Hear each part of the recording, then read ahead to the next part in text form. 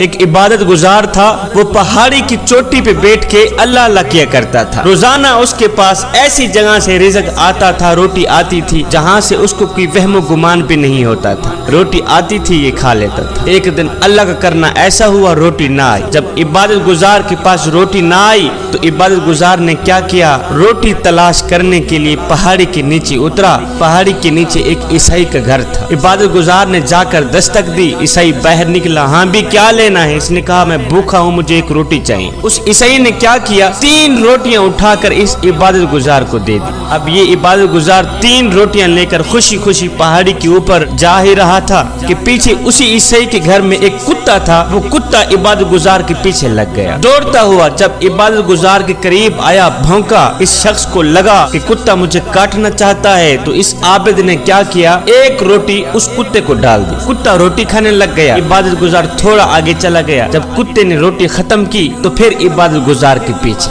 اس کے جیسے ہی قریب گیا، بھونکا، اس کو لگا کتا مجھے کاٹنا چاہتا ہے، تو عبادت گزار نے دوسری روٹی بھی کتے کو ہی ڈال دی۔ کتا روٹی کھانے لگ گیا، عبادت گزار تھوڑا آگے چلا گیا۔ دوسری روٹی جب کتے نے کھائی تو پھر عبادت گزار کے پیچھے، اس کے قریب گیا، بھونکا، اس کو لگا کتا مجھے پھر سے کاٹنا چاہتا ہے، تو عبادت گزار نے تیسری روٹی بھی کتے کو ہی ڈال دی۔ تیسری روٹی بھی کتے کو ہی ڈال دی۔ جب کتے نے تیسری روٹی ختم کی، پھر عبادت گزار کو بھونکنے لگا، کاٹنے لگا۔ جب تیسری مرتبہ بھی کاٹنے لگا تو عبادت گزار نے کہا، کتے اور تھوڑی سی تو شرم کر، اور تیرے مالک کے گھر سے مجھے 3 روٹیاں ملی تھی، میں نے تینوں کی تینوں تجھے ڈال دی، اس کے باوجود بھی تو مجھے کاٹنا چاہتا ہے، اور تجھے شرم نہیں آتی، حیا نہیں آتی۔ اس کتے کو میرے اللہ نے بولنے کی طاقت دی۔